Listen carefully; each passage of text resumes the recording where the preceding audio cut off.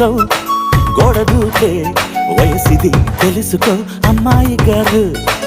అయ్యో పాపం అంత తాపం తగదులే తమరికి అబ్బాయి గారు. ఆత్రము ఆరాటము చిందే వ్యామోహం తూర్పులో నిట్టూర్పులో అంతా నీ ధ్యానం. కోరుకున్నానని ఆట పట్టించకు చేరుకున్నానని నన్ను దోచేయకు. చుట్టుకుంటాను సుడిగా